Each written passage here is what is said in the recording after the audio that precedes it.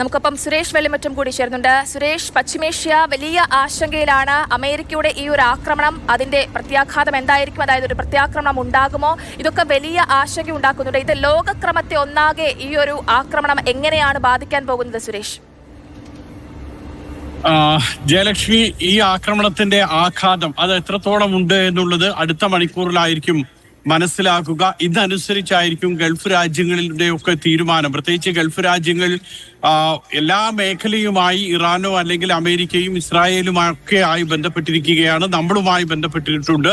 മാത്രമല്ല, ഇപ്പോൾ ഞാൻ നിൽക്കുന്ന യു എയുടെ തീരത്തു നിന്നും ഏതാണ്ട് 57 കിലോമീറ്ററോളം മാത്രം അകലെയാണ് ഇറാൻ എന്ന് പറയുന്നത്. അപ്പോൾ അവിടെ ഇത്തരത്തിൽ ആണവ കേന്ദ്രം ആക്രമിക്കപ്പെട്ടു കഴിഞ്ഞാൽ അതിന്റെ ആണവ വികിരണം അതാണ് ആദ്യം ഉണ്ടാകാവുന്ന ആശങ്ക. കഴിഞ്ഞ നാളുകളിലൊക്കെ തന്നെ UAE അതോടൊപ്പം ഖത്തർ അടക്കമുള്ള എല്ലാ രാജ്യങ്ങളും അവരവരുടെ മേഖലയിലെ ആണവ വികിരണം ഉണ്ടോ, അത് എത്രത്തോളം എന്നുള്ള കാര്യങ്ങളൊക്കെ പരിശോധിക്കുന്നുണ്ടായിരുന്നു.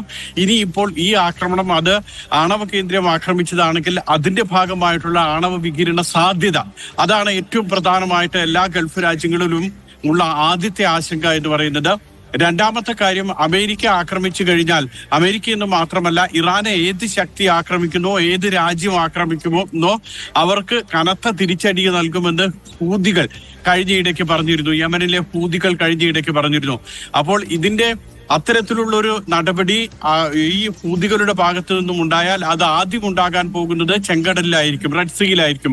കാരണം അമേരിക്കയുടെ ചരക്ക് കപ്പലാണെങ്കിലും വാർഷിപ്പുകളാണെങ്കിലും എണ്ണ ടാങ്കറുകളാണെങ്കിലും ഒക്കെ നീങ്ങുന്നത് പ്രധാനമായും ആ മേഖലയിലൂടെയാണ്. പല തവണ അമേരിക്കൻ ചരക്ക് കപ്പലുകൾക്ക് നേരെ റെഡ് സീയിൽ വെച്ച് ആക്രമണം ഉണ്ടായിട്ടുണ്ട്.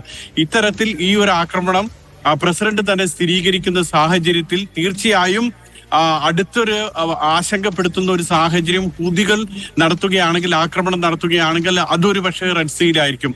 അതുപോലെ തന്നെയാണ് UAE, Qatar, Kuwait, Bahrain, Saudi Arabia തുടങ്ങിയിട്ടുള്ള എല്ലാ രാജ്യങ്ങളിലും അമേരിക്കയ്ക്ക് ഒന്നുകിൽ നാവികസേന അല്ലെങ്കിൽ വ്യോമസേന, കരസേന, ഈ 3 സേനകളിൽ ഒന്നിന്റെ താവളമുണ്ട്. UAE-യിൽ 5000 അമേരിക്കൻ സൈനികരുണ്ട്. അതുപോലെ തന്നെയാണ് 10,000 സൈനികരുള്ള രാജ്യമുണ്ട്, ഗൾഫ് രാജ്യങ്ങളുണ്ട്. അതുപോലെ തന്നെയാണ് വലിയ ആശങ്കപ്പെടുത്തുന്ന വിധത്തിൽ എല്ലാ ഗൾഫ് രാജ്യങ്ങളിലും ഇത്തരത്തിൽ അമേരിക്കൻ സൈനിക താവളങ്ങളുണ്ട്. ആ സൈനിക താവളങ്ങൾ ലക്ഷ്യം വെക്കുകയാണെങ്കിൽ ഹൂതികളോ അല്ലെങ്കിൽ മറ്റേതെങ്കിലും ശക്തികളോ ലക്ഷ്യം വെക്കുകയാണെങ്കിൽ തീർച്ചയായും അത് മിഡിൽ ഈസ്റ്റിനെ ഇപ്പോൾ നമ്മൾ കണ്ടുകൊണ്ടിരിക്കുന്ന ഈ യുദ്ധം അത് മറ്റ് മേഖലകളിലേക്ക് വ്യാപിക്കുന്ന സാഹചര്യം ഉണ്ടാകും.